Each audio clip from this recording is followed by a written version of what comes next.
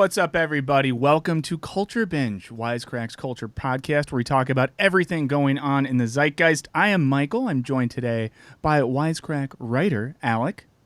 Hey. And Wisecrack researcher Serby. Hi. How is everyone doing today? Well, Great. thanks. How are you? Oh, I'm pretty great. I'm excited about everything we have on deck today. And we even have a special guest coming up. I'm not going to say who or what for just yet, because first I need to hear what has been both slapping and chapping in the lives of my esteemed co-host since we were last together 2 weeks ago. So, Serby, you want to get us started? Sure. So many things chapped this past couple of weeks. I learned about a human trafficking trap that's going on at Target parking lots. Target parking lots? Target parking lots, yeah. So this is what happens. I'm going to do like a super abbreviated version because this is like a PSA for everybody, especially women. So what happens is if you're walking in the parking lot, another woman will come up to you and she will say, like, help me, and act super distressed. You'll start to follow her. And what happens is that she has her car parked into the parking spot. Next to her, there will be a van that's parked outward. So they backed into the spot. And what'll happen is she will open her driver's side door. So she blocks that exit. And then the guy in the van will open his driver's side door to block that exit. Somebody will open the van sliding door, put you in, drug you, and then they'll take you off and human traffic you. Jesus Christ. This is a true story. Wow. Because my manager had this happen to her. She didn't get taken, but she, I'm smiling just because I'm deeply uncomfortable and nervous about this. Yeah, I think we all are. Well, Burns isn't smiling, just me. Oh, I'm not smiling. Just so everyone listening knows, I'm not smiling. I'm very upset. She got to the point where she was almost in between the two cars when she was like, when she saw the man in the car, the man in the van, and she thought to herself, why did this woman run all the way across the parking lot to ask me for help when there's a man next to her? So she stopped and she said, what do you need help with? And the woman was like, I need help with, and she couldn't come up with an answer. So then she turned around and like ran into the store and she called the police, and the police came and said, oh, this is a, very common human trafficking tactic. And they would have put you in the van. They would have gone onto the freeway and taken you down to Mexico. What the fuck? So I heard this back in August and I was like, holy shit, that's crazy. Then I was at Target, my local Target that is like 10 minutes from my house, and I'm with my best friend from high school. And so we're talking and she's getting weirded out because there's this woman in the parking lot just like standing there. And so as we're walking back to her car, she's like, what is that woman doing? And I'm like, I don't know, maybe she's waiting for a ride or something. And then she starts to tell me that her mom heard a story about a woman approaching people in our Target parking lot for help. And there's another woman that was inside my Target following this. Her neighbor across the street has 2 young kids, 3 and 5.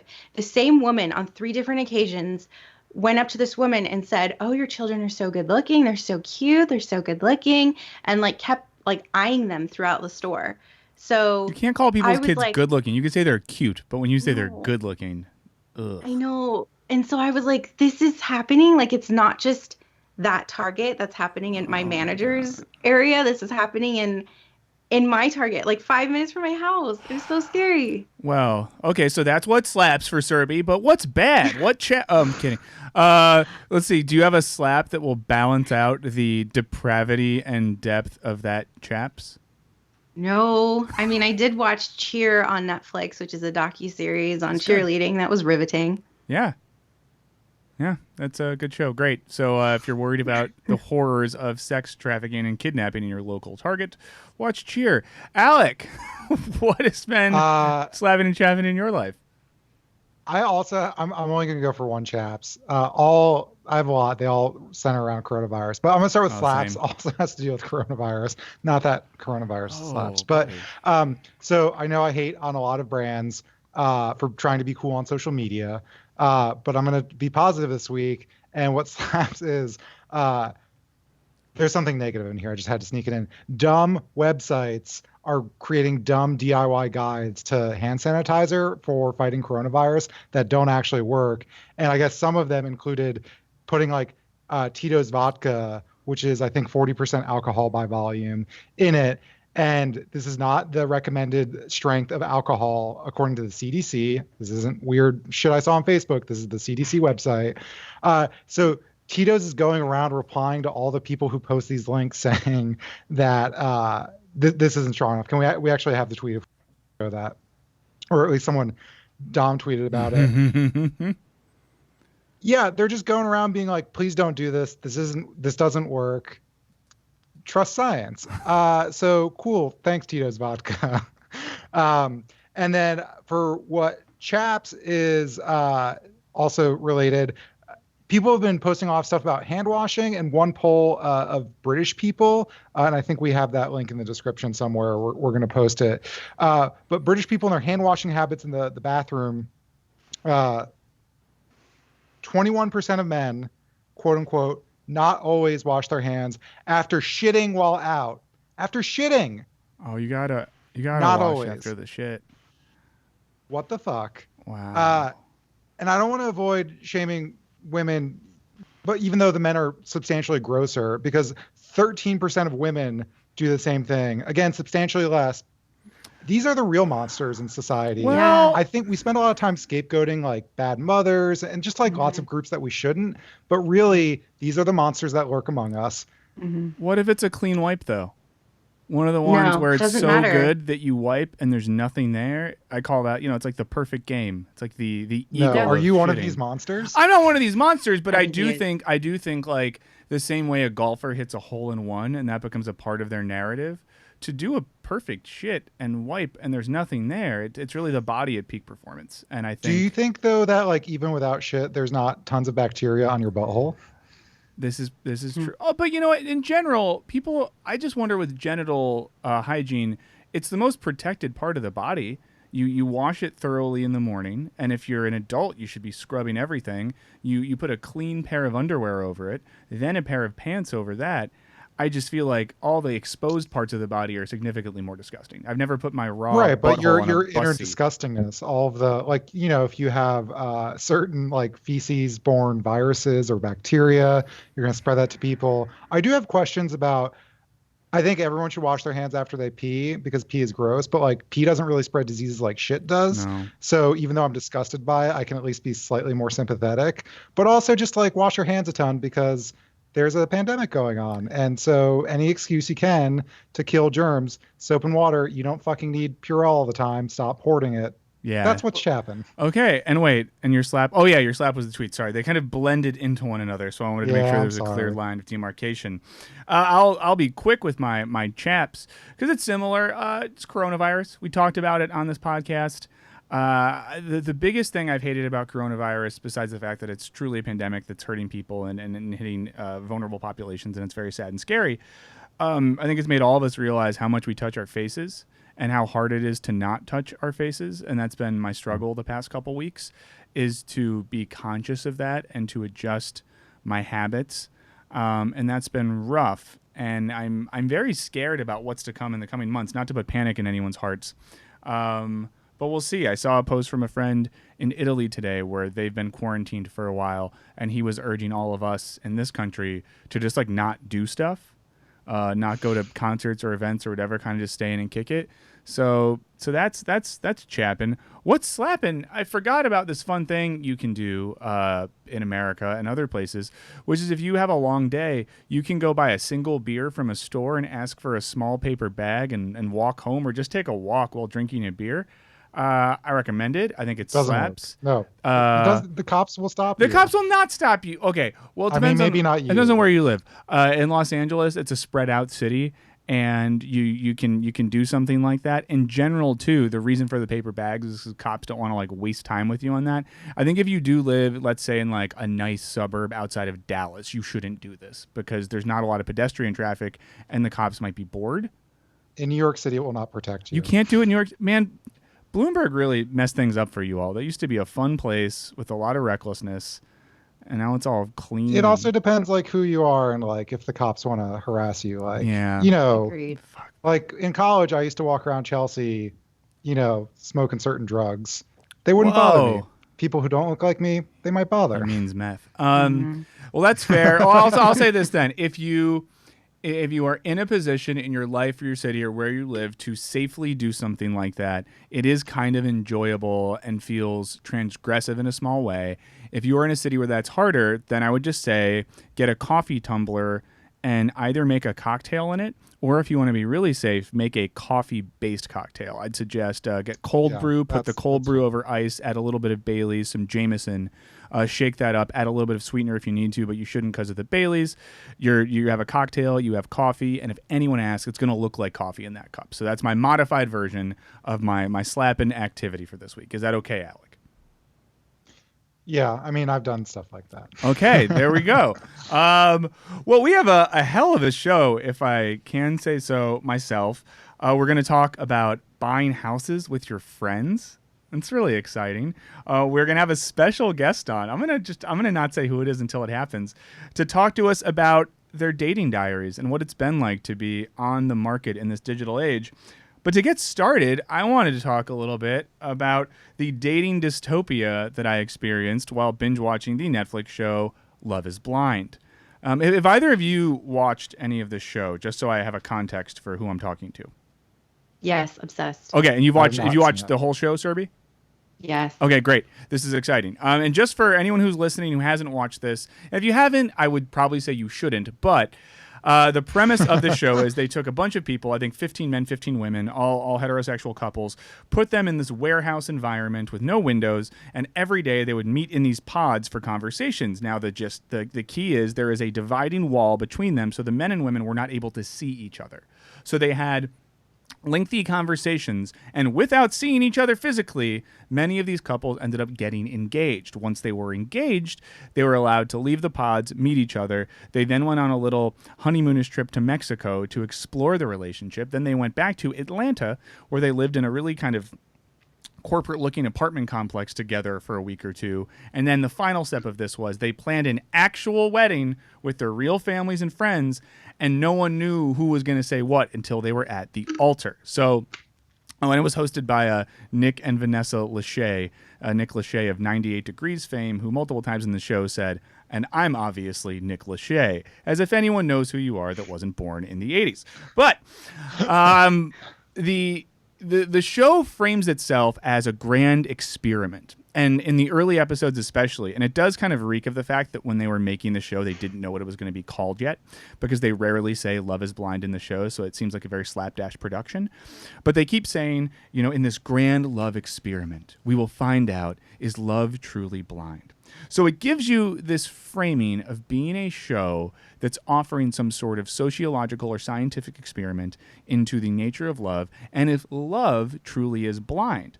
And what they're really doing is a sort of mind-body experiment. If we can separate the mind from the body and have two minds that are wholly rational and detached from physicality talking to each other, can we really find love in this way? Now, I think that involves, and I'm sure the producers didn't finish their undergraduate philosophy courses, but I think the premise of the show involves a misreading of Descartes, in which we think that the body can be separated from the mind. Of course, Descartes even reminds us the two things are interrelated and speak to one another. The body is just the dumb version of the mind.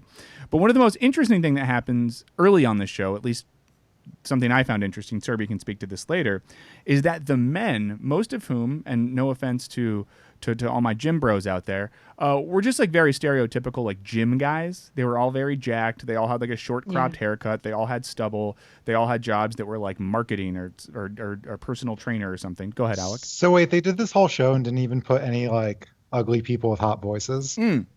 Yes, and this is the thing I was going to get to, but we can just say this now. Of course, part of the grand experiment was they were all relatively hot by conventional standards. The biggest misdirect was like one guy was like kind of short. Not even that short. Yeah. And like once again, shouts to my short kings, no disrespect. But there was like a short guy, and then there was like some people of color. And they tried to like get a lot out of that, but there wasn't really any big surprise to be had. No matter what, you were going to end up meeting someone who by conventional standards was at least not even relatively, pretty attractive. So yes. But one of the weird things I noticed watching this show was how emotional the men got when they were detached from physicality. And by emotional, I mean every man on this show broke down in tears when proposing to the woman of their choice in a way that seemed very shocking, considering these were like gym bros. Now, the thing that happened, though, is, of course, as soon as physicality was brought back into it, these men's personalities changed completely. They became aggressive, possessive, jealous, insecure, emotionally detached, all these sorts of things. So if we're going to say the show says anything smart or has any interesting cultural commentary, I think it got at maybe like male fragility a little bit and what happens when a man is put in like a quote unquote safe space and is detached from physicality. Overall, though, I feel like the show it made me feel very gross. Like by the end of it, I felt bad. I couldn't stop watching it, but I felt unclean. It really feels like their experiment. I mean, honestly, the Stanford prison experiment makes me feel better than the experiment that goes on in this show. And their version of science truly feels like phrenology or something like that, the level at which they're getting into the experiment. Now, I want to give a few quotes from some of what's been written about this show. There was a Guardian review that's a pretty fantastic read that opens with... in many ways, and this is a quote, "It is the final blow to the final nail in the coffin of civilization and possibly humanity as we know it." That's a description of the show. Now, at the end of the same article, the author says, "Anyways, Love is Blind is absurd, revolting, endearing, toxic, and wholesome by terms, and addictive as hell throughout." It's a very fair review because it gets at the fact that at an intellectual level, the show is disgusting, but you cannot stop watching it, which is why I'm telling you right now, if you don't have time, don't start. The New Yorker had an interesting piece about it. And the title of the New Yorker piece was, "Love is Blind is offensive to human dignity, which is key to its success." And this piece says that Love is Blind is morally offensive to human dignity is key to its artistic success. One sees the clear potential to build it into a significant franchise. I'm imagining future seasons and a Black Mirror crossover episode and an expansion of the formula into a speed dating service whereby single people dating blind grope for meaning in the darkness. So this show has inspired some takes that are basically implying that it's a dystopian experiment in dating in the veil of trying to do something progressive and scientific. It ends up creating a sort of hellscape.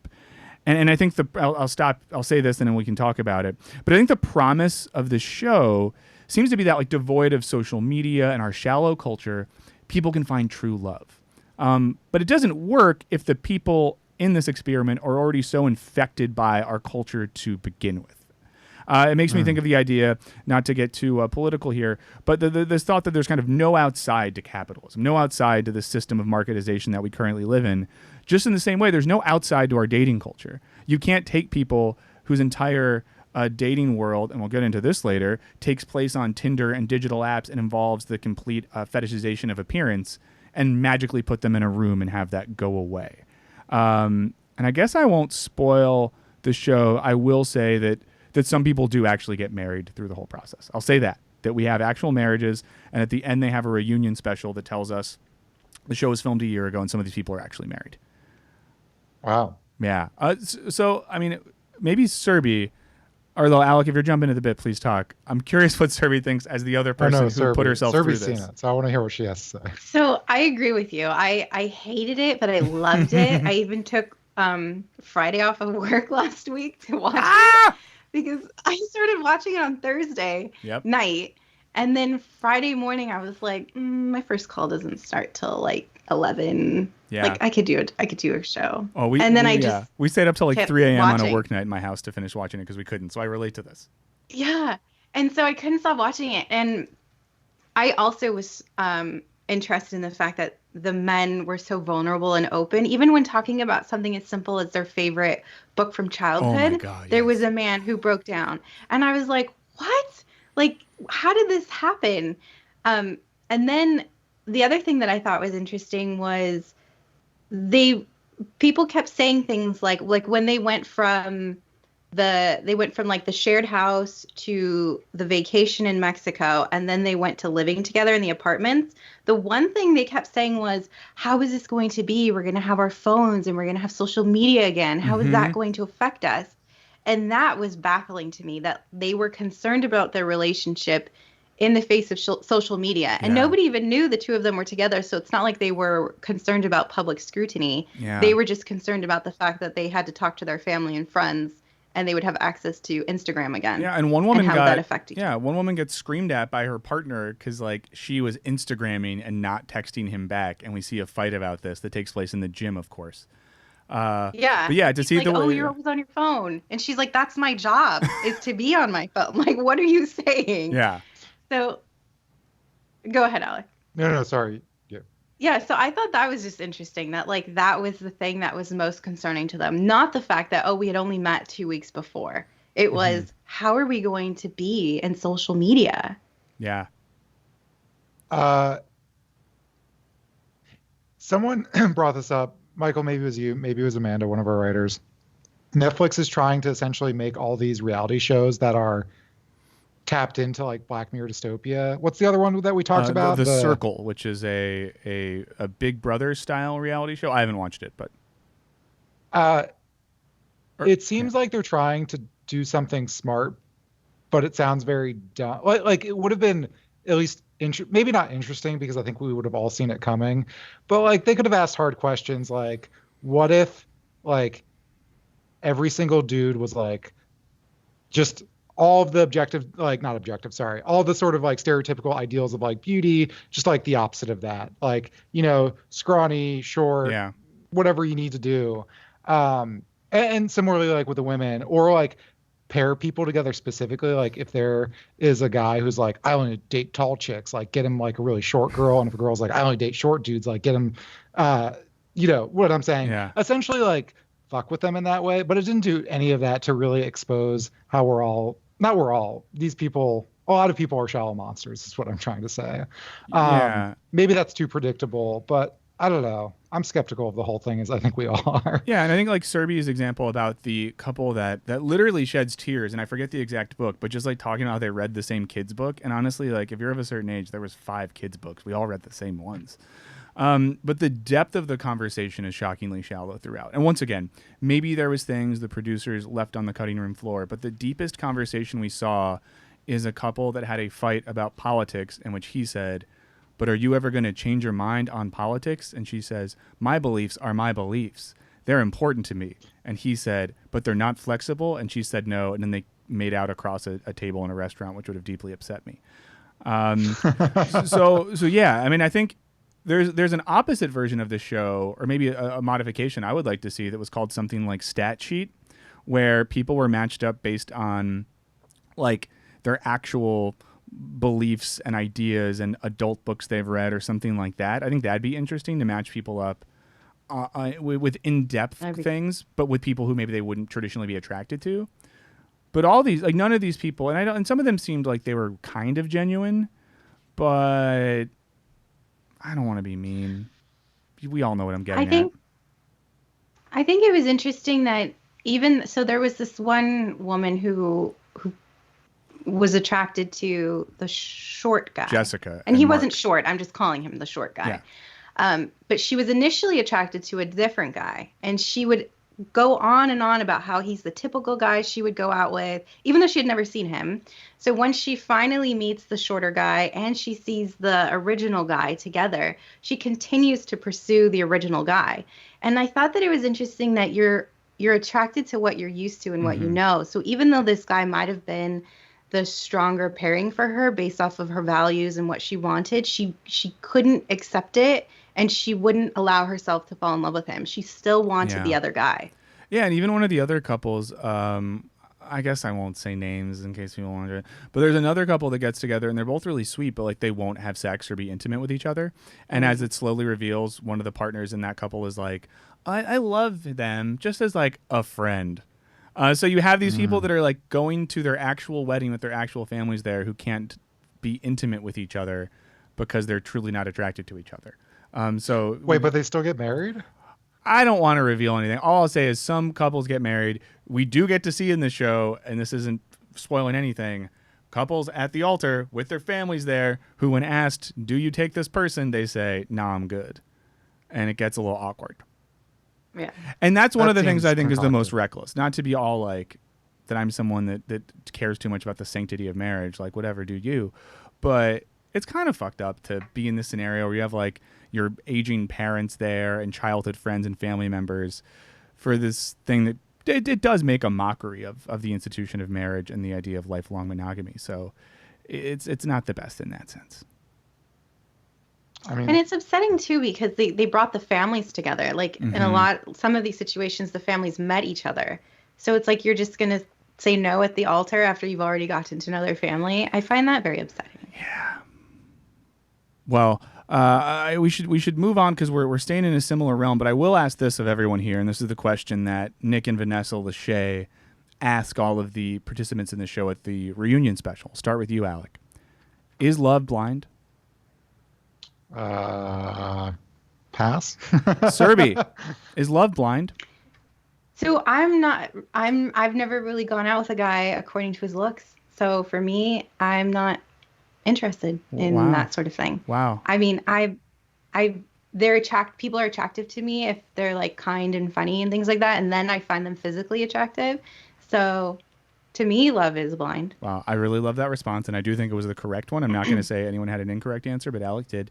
I'm going to say halfway. I think that if you're someone who values, the intellect and kindness and some of the things that Serby just talked about, I do think love can be blind. I do think if you're an adult that works in marketing and your favorite book is still a children's book, and you spend most of your time at the gym anyways, it might be the case that love isn't blind and you just want a hot bod to kick it with. And I don't judge that. I like it when like hot people that like working out and chilling get together. Why not? Why not? But I don't think love is blind. Now, we have a guest here today for our next segment. You might have heard of him. You probably have. We have Jared here with us today. Hey, what's up, guys? Yeah. Good to be back. Yeah, the sort of Don Corleone of the Wisecrack crime family. And he's here to talk to us about his recent experiences in dating. Well, the interesting thing is that two of the people here have been in relationships so long that they've never had to experience online dating. And that would be Michael and Alec. And so I decided that now that I'm back on the online dating game, I would subject myself to their questions and tell you a little bit about the misery that is online dating. Wow. Yeah. And, Jared complains to me about his life often. Not just everything. We're buds. It's part of Alec's job. In his job description, it says, "Hear Jared commiserate." Yeah. And I always love when Jared complains in very philosophical ways about things that are not necessarily philosophical. I think the two things I want to talk to Jared about are finding or like determining, having an existential crisis when making your online dating profile, as Jared is currently having. And the second one is Jared was on a date that did not go well, but somehow it spiraled into a conversation about bullshit jobs and how people conflate their careers with their identity. Yeah. All right. Well, we'll go one at a time. Yeah. I want to start with Jared. What are some of the struggles and sort of deep existential questions? Well, first of all, what is building a profile even? Building an online profile is like a dating profile is akin to staring straight into the abyss of your own identity. Because of course you have to ask yourself, who am I?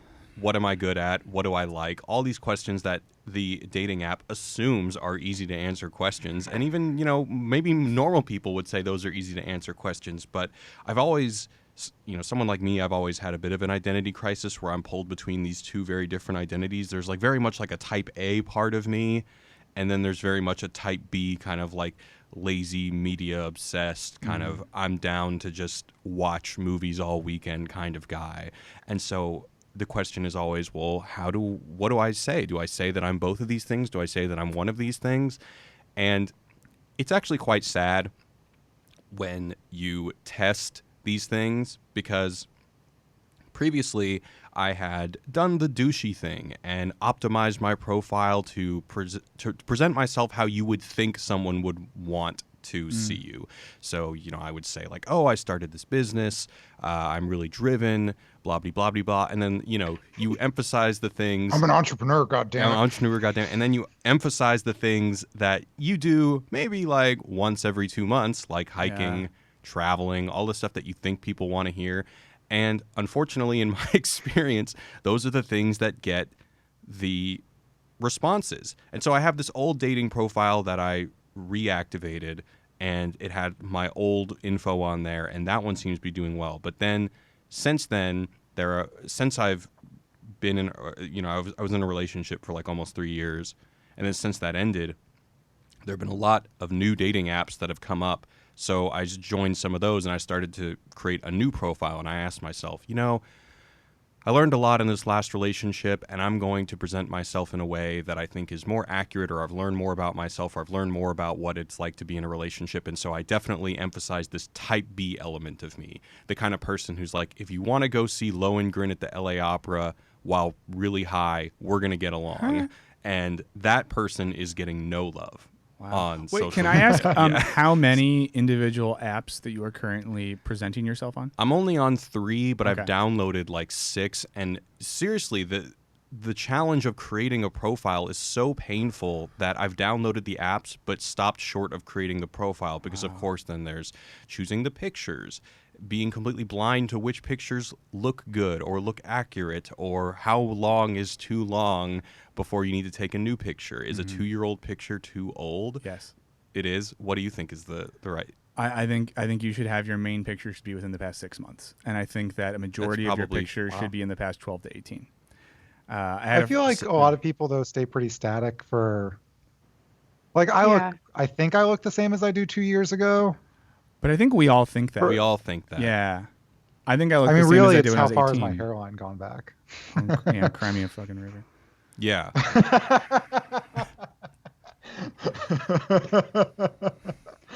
Sorry, Michael. We love you and your hair. There's also Or this lack thereof. element of the algorithm that kind of places it. Some of these apps will place you in this algorithmic thing where you now understand your level of attractiveness from this seemingly objective standpoint, and that can be horrifying. That's staring straight into the abyss, because maybe it's an algorithm, maybe it's math doing something magical to actually... Oh, I've heard about this algorithm, and I think it's very similar. In academia, maybe Burns knows a little bit more about this. There's an impact score where, like, if you're cited a lot of times, it means you're important. But if the people citing you are cited a bunch of times, that means you're even more important, right? Like if the hot shit philosopher cites you in a paper, therefore you're also hot shit. And that's kind of what Google rankings were based off of originally. But I think it happens where if someone likes your profile or swipes right or whatever, and they also have a high swipe rate, the algorithm's like, oh, Jared's hot shit. We're gonna show him to all the like hot people, which is horrifying. It's just another way of measuring your self-worth in a way that is potentially horrifying. Mm-hmm. Wow. So, like, what are the number averages for this? And by that, I mean for how many people you contact, how many contact back, and then from how many you are in contact with, does it lead to an actual date, roughly speaking? Well, back then, now every dating app is basically Tinder. Back in the day, you would be able to message somebody blindly whether or not they're interested in you, but these days it's all about swiping.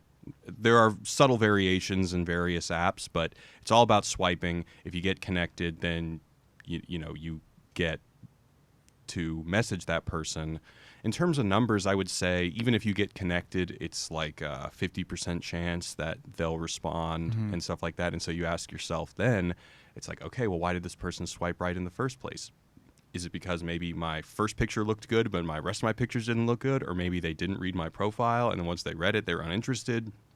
It's just really kind of soul crushing in a lot of ways. I swiped right on you when I was on the dating app. I saw you and I was like, oh my God, he looks so hot. Well, I swiped Is that right. real? That's real. We swiped Yeah. right on each Just told me other this. Oh, I love it. Yeah. That's so good. years ago. Wow. Yeah, I sent him a few flirty messages. They went unanswered. Damn. Well, that's because I texted Someone missed you out. on the phone. Idiot. Oh, we did text. Yeah. Because I had her number, so I figured that, I wanted to text you back without giving away any data, Serby. Wow. And to let all the listeners know, they are not currently in the same room right now, so the tension isn't palatable. No, it's not. So that's good for me. Wait, so I have a question. Do you think, and this is more of a theoretical thing, I'm kind of obsessed with this, and I once said to my partner, I wish I could online date as an experiment because I've never really gotten to like live in this world. Oh, I've said that to my partner. Yeah. And you slept on the couch for a weekend, or Yeah. No, she's just like, whatever. Like, My theory would be that I feel like most people will probably put their best picture as their main picture. My theory would be I'm going my second or third best picture for my main picture. Then when you like swipe me and you go to my profile, the next picture you see is going to be my best one. So you're liking me on what's like solid. that's a power move. Yeah, because then when you get into it, you're not like, oh, he doesn't really look like that. You're like, oh shit. It actually looks better. Yeah, and that would probably decrease your first level numbers of like initial swipes, right? But would you rather get the one picture swipes or less of those? But then when people get involved, they see more. I'm speculating because I've never been on these apps. That would be my theory. So some of these apps have almost like freemium mobile games. They have incentives to keep logging in every day. Boy. They even have, economy. Like, so for example, the app that Serby and I swiped each other on was on Coffee yeah. Meets Bagel, where they actually have coffee beans, which are things that you can accumulate and spend to open up messages with certain people or whatever.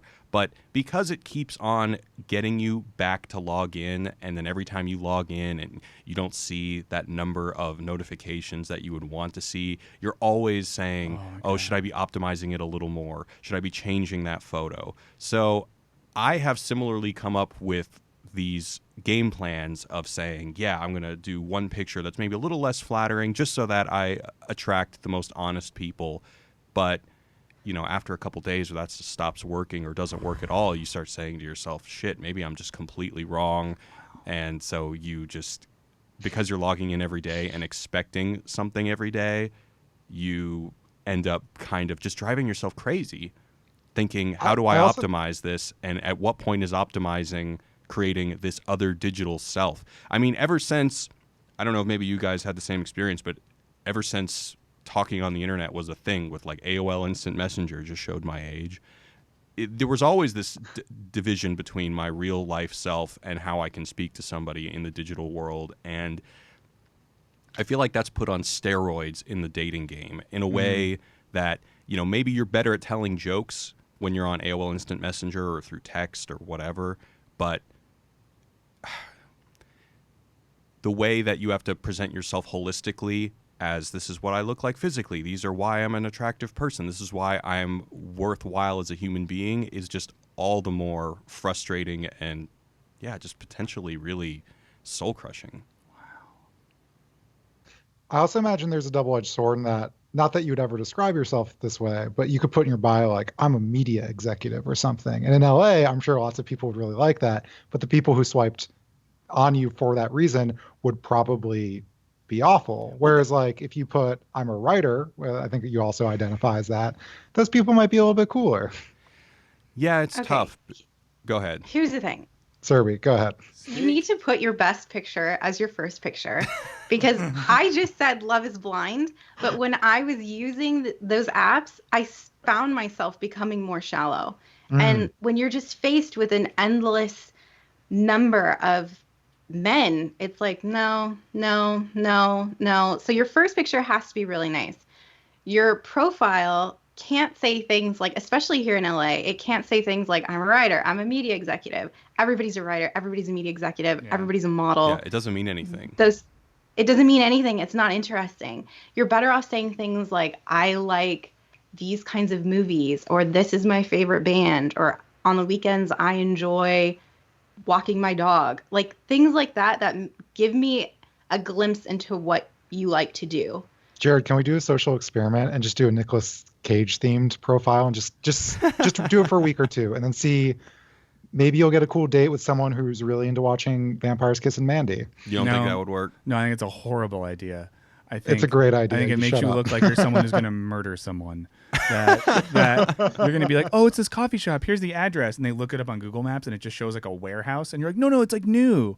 And then it becomes like a thing that Serby talked about earlier in the Target parking lot. To Serby's point, even, I mean, from a male perspective too, maybe even especially, it really does train you to be shallow because there are so many people that it's presenting you with at all times. People who live, and in LA, maybe this isn't something that's different. But since LA is so big, you'll be getting people from Long Beach, and it's like 30 miles away. It's like, I'm not going to drive to Long Beach. So international relationship. You're getting so many. Yeah, basically, you're getting so many people that it just trains you to just say, all right, well, if I'm not physically attracted to this person, then it's probably not going to go too much farther. I mean, the problem is that a telephone is very much, at least in the way that it's being used here, a visual medium. Yeah. And so the visual is always going to be the most important part. And, so I think that your strategy of putting your best picture third or fourth, you would probably change that after being like disappointed after a while and feeling and just watching yourself fall in that algorithm of attractiveness. And then it's just a kind of a gross thing to even think about. Well, here's the question for Serbian and Jared. Is this all there is now? If you are dating in this world, do people even consider the opportunity of organically meeting someone out and about, or is this it? I'll be honest. Oh, no, you go ahead. Well, this was a couple years ago, but I have asked girls out on the street, like not just, like after a conversation, usually because I have my dog. If they have a dog, usually that starts up a conversation. I'll usually wait till the third or fourth time that I run into them, and they don't like it. Or maybe they just don't like me. I mean, that's also a possibility. But I don't know. Yeah, I've had people tell me that and I've had people say like, oh my God, you asked someone out on the street? What are you, a psycho? Yeah. And I always thought that was kind of a ballsy romantic move, but I don't know. Really, it's maybe a better question for Serbi. So I'm torn. Part of me likes that idea. I prefer to meet somebody organically. But when I have been, so I don't get asked out ever, but the one time I did get asked out, like I think I was shopping at Trader Joe's, it made me nervous. Not because I thought that the guy was like a killer or anything, but just I started to think like, I don't know anything about him. I don't know who he is, what his name is, or anything. Like, I can't go out with him. Like, what if he kills me or kidnaps me or something? And so I said no. But had we met like through a friend or at work or through something else, I would have said yes. Well, I didn't want to like blow your spot up paranoia here, but Serbi told us this before. That man was Chris Evans. And she could have been with him and she chose not to. Sorry to blow up your spot, but no. Wait, so what did he say? We were talking about so I was getting bread, gluten-free bread, and so he asked me a question about it, and so we started talking, and then obviously I opened up with all my food allergies, which is really attractive. Guys love that. And then he just sort of said something like, "Oh, well, would you like to go out to he said there's an allergen-free bakery that he knows of, and if I wanted to go and like get something with him." And I was like, "Oh, that's so nice." Yeah. But I was like, "Oh no, I can't do that because I don't know you and I'm afraid." And I don't know, I got scared. I used to work with somebody. They like kept a spreadsheet of like, I think they had something like 1,000 messages, like 50 replies, only like 5 dates. They had been married at this point for, I think, over 5 years, maybe 10, had a child together. He met her in line to get a bagel, like just at the bagel line, just being like, hey, and started chatting, and is now happily married to that person. I mean, I met my fiance in a coffee shop, so. Is that true? Yeah, we're just sitting next to each other in a coffee shop and ended up casually chatting. But what year? This would have been, so we're 2013. So 2013, that's when the dating apps started being mainstream. Like I had downloaded Tinder because someone told me about it right before I met my fiance, and I had an account on OkCupid, I think, at one point, but that was not like an app. You had to write like an essay about yourself, but yeah. Because I remember in 2010, 2011, there was still a big stigma against them. And I even once tried the Craigslist personal section just because I was like, fuck it, whatever, see what happens. That did not go well. Perhaps that's a story for another time. Yeah. Well, before we move on, which sadly we have to, does Alex Serbi any last probing questions for Jared while he's on this romantic digital journey? I think we have to ask you about your bad date for another time, which I think people will want because we are running out of time. But I do want to have Jared on here regularly. And I mean, Serbi's on here anyway. but I'm fascinated by this world and all the existential questions that come up. Maybe it's just. Well, I as got a weird observer question who's for never online Serby. dated. Yeah. What are you just hoping to meet some guy in real life now? What are you, a Neanderthal? Yeah, I know. I just recently got out of a relationship, so I'm very much still in love with that guy. So I don't think I'll be dating anytime soon. But if I do feel ready to date, I would hope to meet somebody that like somebody can introduce me to, just because I apparently just clam up and get really nervous when somebody approaches me in public because I get scared. Wow. Yeah. So I will say, for any women that are listening, Jared is a catch. You should Oh. absolutely date him. He's so hot in person, really smart, really funny, very kind, and I would love to help you with your dating And profile. he's taller Oh, than I- you'd think, and I feel like women do stereotypically like tall men, and I'm constantly shocked day in, day out that Jared is always taller than I think he is. It's like he's growing every day. I thought he was short before I met him in person, Yeah. and then I show up to LA and he's fucking almost as tall as me. I'm like, Well, what the fuck? Alec is a giant. I'll say this: both Oh, really? Jared I and thought you were kinda Alec, short. yeah, they Are both you look like they tall? could fight. Yeah. No, Alec is taller than me. Yeah. I'm 6'4", and I'm dating someone who's 5'1". Wow. It's like a Shaq and Cookie situation. No, what was her name? I think Shaq's first wife, her name was Cookie or something. She was 5'1". But that's my topic for next time.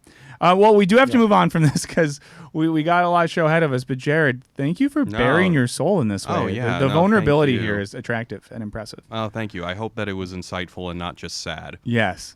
Awesome. and then well, I'm going to talk little bit about of this both. before we end too, but just right now while it's in everyone's mind, if you want to share your thoughts, opinions, and stories from the struggles of online dating, you can also always hit us up, culture@wisecrack.co, and we'll give you the number later. But right now what we have to do is get into our final topic of the day. Everything today has to do with intimacy at some level. So now we're going to get into a platonic cohabitation.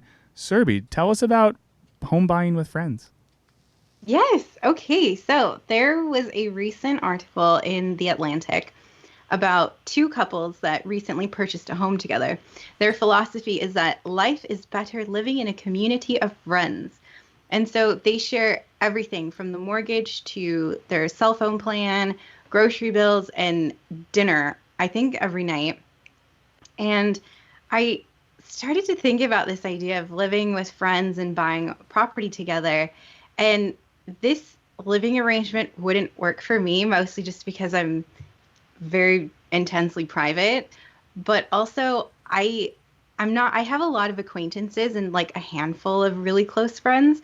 And even though those friendships are quite intimate and close, they're not at that level where I would feel comfortable wanting to live with them and buy a home with them. And I also don't want to feel like I'm back in college living with roommates. And then I came to the part of the article in which one of the men says something like, he was going through a career and a financial crisis, and it was nice to have other people other than his wife to depend on and to listen to his problems. And so I started to think about this more broadly. And I do think that there is something nice about wanting to build a community at home and to have a larger support network and people to rely on in order to combat isolation or to feel more engaged with others. So while this living arrangement wouldn't work for me, I can see the benefits. And I want to have a two-part discussion about this. I know we're running out of time, but just very quickly, I want to know, would you be interested in buying a home and living with your friends? I objectively would, yes. I don't think my partner would, but I would. You would live with friends. Oh, I would. I've actually talked about it with some friends before and had like loose, vague, dreamy plans about it. One involved, so a thing you get a lot in LA are houses that have like these like carriage houses or guest houses in the back. So there's like two houses technically on one property. And at one point, me and my partner were talking to my best friend about like a world where maybe we all went in on it together. I loved the idea personally. Alec, what do you think? I don't know if I'd buy a home with somebody else because that seems like it seems like it could go wrong so many ways, but I am pro living with roommates. I mean, right now I live with my partner. I don't think I could get back in the habit of living with people, mostly for reasons of like, I've had disgusting roommates. I'm kind of disgusting. True. me and my partner, like, we've met a good balance. Like, I'm fine for her to know my shame of how disgusting I am, and for her to give me shit about it, and vice versa. I don't want to bring other people in there, but before I was living for years and years, one place with like 3 other roommates. I lived in dorms, in like a suite style, and like those times were great. Like, I was just living with my friends. Obviously, there's issues about when your roommate takes the mop and decides to clean the toilet with it, because that's a thing normal people do. But I do find, like, I think this happens to for all you slightly younger listeners. In a couple of years, all your friends are gonna like shack up with their boyfriend or girlfriend, and you're gonna see them less, and you're like, oh, they live far away. It's hard to see each other. They're doing all this stuff, and I think living with other people can just solve a lot of those problems. And like I think like people often do need a sense of community or support network or all those things. I think my ideal situation is all my friends just move to my neighborhood, which I'm constantly trying to convince them to. That's the dream. So Michael, Serby, move to Brooklyn. It's a great neighborhood. I would. I think Wisecrack should do a move to another city. Why are we in LA? Let's go. Well, that's why I got to find Jared a girlfriend in Brooklyn, and then he will uproot the whole company. I'm not going to get into it. I feel like there's various reasons he would do better finding a girlfriend in New York, but I won't get into that right now. But I do think as well, maybe this is something Serby's going to get into. I do think this is a kind of uniquely American phenomenon, the like living in such an isolated context. I know, for example, like I lived in the UK for a while, and there it's pretty normal for people that aren't married well into their 30s or 40s to like still live together. And not a lot of people live alone just because. And I even knew couples there that shared places. And I know in a lot of Europe and Latin America, it's pretty normal to like live at home with your family until you are married. So it is a kind of thing we do to ourselves uniquely in terms of social isolation in this way. Yeah, it is. And that was something that I thought was interesting, was like the community aspect. So it's very common in Asian cultures for you to live at home or to live in multi-generational households. So that wasn't foreign to me, but what I thought was interesting was the idea of living with friends. Like, see, that's the thing I couldn't get around to. Like, I could see living with family and living with like, I'd way rather live with friends. yeah, I couldn't. And even though like I like my mom and stuff, so I would like to live with her, but the idea of living with like my grandparents, I couldn't do it. Or living with like really just like a handful of family members I could live with. But I think it's the fact of like buying property together I could do. I think that's what would make me hesitate. And I could see so many problems with that. Like, what happens if you get in a fight, or what happens if one of the couples breaks up or something? Like, what does the division of assets look like? Like, things like that I wouldn't like to do, is buying property and tying yourself financially to somebody else. Yeah. Yeah, I'm like weird with money, and by that I mean bad with money. So that wouldn't be a thing I would think about. And I would be the one that would go into it with some logic of like, okay, so we'll pay the mortgage proportionally based on income everyone currently has. So we're technically participating the same amount and blah, blah, blah. But like, I know that wouldn't work and it would get messy. But I don't know. I think if people weren't as weird about money, it'd be easier. And then you just have to sign a contract that says you can't break up with that person. Or if you break up with them, you immediately have to have another partner that moves in and takes their slot. Yeah. It's reasonable.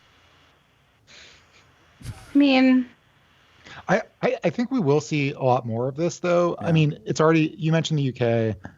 New York, similarly, like, I know a lot of people in their 30s, 40s. I don't know how old this person, maybe 50, have roommates with or without partners. And it's just because New York is so expensive. Maybe the UK is also similar to that. And I think as people keep moving into cities and there's like less and less apartments and they get more expensive, you're going to see it. But I always complain that we live in tiny closets for too much money, but that is one upside, is we'll have friends. Yeah, well, there's a new startup-y company that's sort of like WeWork for apartments. I think it's called Treehouse. Oh, or that's a something dystopian like that. nightmare. Oh yeah, it's hell. And they're opening one or just opened one in LA. And for anyone who hasn't heard of this, it's basically like a glorified college dorm for millennials that work in tech, where you have like a literal tiny room that's yours, shared living space, kitchen, bathroom, stuff like that. They plan communal activities, and the rent is a lot. It's like not cheap. I looked into it out of curiosity, and it's still very expensive, but it really is like living in a tech dystopian WeWork dorm environment. And I wonder if things like that aren't going to continue to rise in popularity, both as a way to sort of vampirically suck as much money as possible out of this weird tech culture we live in, and also to respond to the housing crisis. Yeah, and those are, I think, extra shitty because this might sound cool, but like they provide all the cleaning for you, so there can never be fights about it. But as someone who lived in a dorm for a long time, was an RA, and had to deal with like shitty roommate disputes, people who do that are like unable and unwilling to like grow up and fucking mop the floor.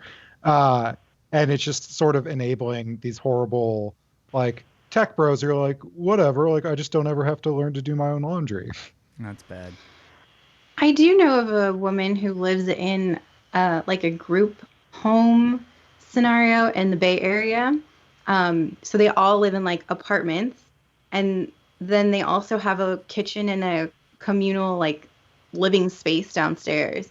And she says it's great because she's like, rather than live at home, I get to live in this like larger community with people, and I can have my own space, but then I can also go downstairs and eat dinner with a bunch of people if I want to.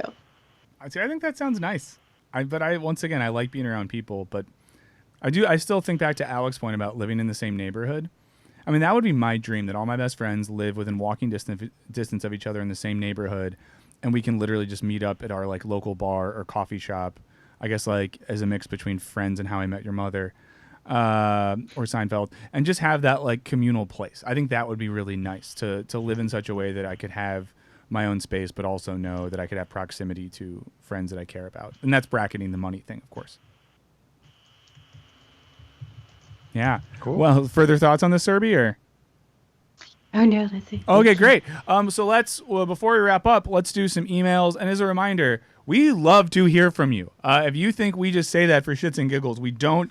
It's awesome. And especially any of these topics today, if you've been on a reality dating show, if you're currently on dating apps, and if you're thinking about buying a home with friends, we'd love to hear what you think about this, or just anything else you think applies to the general realm of things we talk about. So please do hit us up at culturebinge@wisecrack.co. Remember, no M. culturebinge@wisecrack.co, or call us at 1-213-534-8807. That is 1-213-534-8807. Leave us a voicemail. We love to hear from you and hear your voice. It's really fun. So do that. In the meantime, Alec, what have we heard from our delicious and wonderful fans this week? Well, the first one is from Jay. I guess last episode you were talking about purposely getting hit by a car for financial. Yeah. I want to do this. Somebody. Yes. Yeah. So here's Jay. Like everyone else, I'm a huge fan of all your work. Thanks, Jay. It's helped me keep my sanity through law school, which is a huge deal. Hell yeah. Awesome. Hell yeah. Hooray. Speaking of that, that's actually why Jay is writing today. In the last episode, Michael mentioned that he had he had given not entirely goofy thought to maybe getting hit by a car on purpose so that he could win a lot of money in a lawsuit and be more financially stable. Since I care about you guys and would like Culture Binge to continue, I just wanted to let Michael know that this would almost certainly not work out well. Obviously, I'm a law student, so this is not legal advice. California follows what's called the comparative negligence theory. Put way too simply, this basically means that in accident situations, the party pay the respective responsibility for that accident. So in Michael's hypothetical, let's assume that a court found that Michael was 50% responsible for the accident while the driver was 50% responsible. To be honest, this seems optimistic for Michael. Let's further assume Michael suffers $100,000 in total damages, medical expenses, time off from Wisecrack, etc. Under California law, the driver would only owe Michael $50,000, half of Michael's damages, because the driver was only half to blame for the accident. In this case, Michael would have lost $100,000 but only recouped $50,000. Shit. So don't do that. Okay, on to plan B. And thank you so much. That's awesome. These are the emails we love. Tell us why we're stupid with the knowledge that you have that we don't. That's incredible. Thank you so much. Yes. That was great, Jay. Thanks. Yeah, thank you, Jay. And good luck with the rest of law school. I hear that's tough, but that's awesome. Yes. And you're going to crush it. And let us know how it goes. Yes. The next one is an email from Ariel, who we were talking last week about organ donation. Ariel disagrees with me. Is that the right name? I think it is. Sorry if I miswrote your name. So this is from Ariel. I want to chime in on the organ donation issue, which is an extension of the freedom of self and body debate. The argument against organ donation for money, selling organs, let's call it by its name, is that for poor people, this may not be a choice at all, that they will be forced to sell a kidney to make ends meet. Sure, when you don't have money, are about to get your house repossessed and live under crushing debt, it may seem like you don't have a choice but to sell a kidney. But actually, you do have a choice because nobody's forcing you to sell your kidney. You have something that's very valuable that can actually solve many of your problems. Opposition to selling organs is actually the thing that denies people this freedom. When you can't sell your kidney, then you really have no choice but to be crushed by said debt. Say you have a serious medical condition that you can't afford to treat. Sure, selling a kidney would add another medical condition, but otherwise you may just die of your first untreated one. Another perspective that is ignored in this are the people who are sick who need the kidneys. Opposition to organ transplants for money to protect a person from health issues dooms another person to death from similar issues. I think, well, you go. I respectfully disagree. I mean, there is a part to this that I understand. There's obviously the people who need the kidneys. It stimulates all that. But go ahead. I think you were going to say something. Michael I just also I genuinely appreciate the thought of the response. I do respectfully disagree because I think there's still are levels of societal control or pressure that could go into that, and I think we just can't underestimate what someone could be, while not like forced to do with a gun to their head, but forced to do due to financial constraints in terms of this sort of thing. And I think that it's, if anything, this email shows that it is a really complicated issue and we can't solve it in one podcast. We'll have to solve it in another episode. But I respectfully disagree, but appreciate the thought. Yeah, and I think, and this isn't to weigh one over the other, but I think it asserts a narrow view of freedom, which is, again, what I was saying before of, am I free without obstacles versus the freedom from, extraneous forces, all that good stuff. And I'm not saying one is worse than the other. Like, I think that's a really intense problem, right? Like, I think there is the unfreedom of being coerced into doing something, and then the unfreedom of being told you can't do something. I also have to say, like, when it comes to certain specific instances of people's houses being repossessed and all that stuff, I would try to fix that stuff on its own. Like, there are large overarching problems, and I don't think it's fair to take the most dystopian part of our society and like be like, well, this awful solution will fix a tiny part of that. But here's another email from Ross, same topic. I just want to say that I do see, I do appreciate the email. I did agree with many points. And I don't think that paying for organ donation is something that should be like completely off the table. I think maybe we should try to explore if there are ways to do it, but also protect people who are in vulnerable situations. Hear, hear. Cool. So the next email, same topic, is from Ross. Hey, Wisecrack crew, listening to the newest Culture Binge where paying people to donate organs was a topic, and this had me worried on one big part. I say this as a guy signed up for organ donation, that paying people for donating their organs is a very dangerous road. The big problem I see is almost all the people who donate their organs for monetary exchange, whether it's cash, tax credits, or debt payments, will be poor people and those of the lower class, where an injection of $50,000 is life-changing. I agree with Alec that there is a potential for a class of people to exist where organ donations is all they are good for to upper-class people. I do think offering other incentives, such as the vacation idea, is not bad as a kind of reward, but the idea is to raise awareness and get people signed up as organ donators. Just my thoughts on something I could easily see going wrong, and it being very hard to see going right, especially in America. Thanks, the cold Canadian Ross. Is this the same Ross who gave us layering advice? I hope so. Oh, I like him. Hopefully, another good take on that. And I once again, I don't want to say I agree with Ross, because then he's mostly agreeing with Alec, and I would be acknowledging that I think Alec says smart things sometimes. So I'm going to be neutral in this.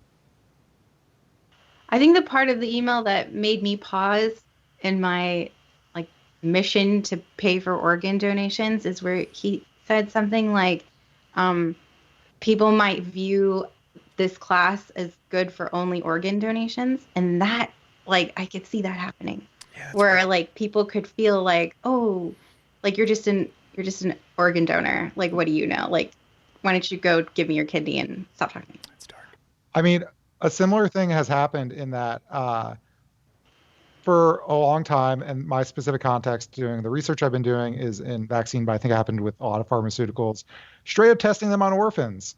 And they're like, yeah, it's good for the orphan's health. Maybe some of them, like it might have been, these are safety trials or efficacy trials, and kids died. Not a lot of kids, but too many kids. No good. They would just go to like the bishop or whatever in charge of these Catholic orphanages, and so it's not great. It's not good. Let's not do that anymore. We don't do that anymore, I don't think. Hopefully not. We got any more emails, or is that it for today's batch? That's it. Okay, well, that is it for us. Thank you so much for sticking around. We love having you here. Like you said before, please call, please email. Alec, if people need more of you in their lives, where can they find you? I don't know why they would, but at Wisecrack Alec on Twitter. I tweet sometimes. Yeah. Serby, people, if they want to find you not looking for gluten-free bread at Trader Joe's, where are you?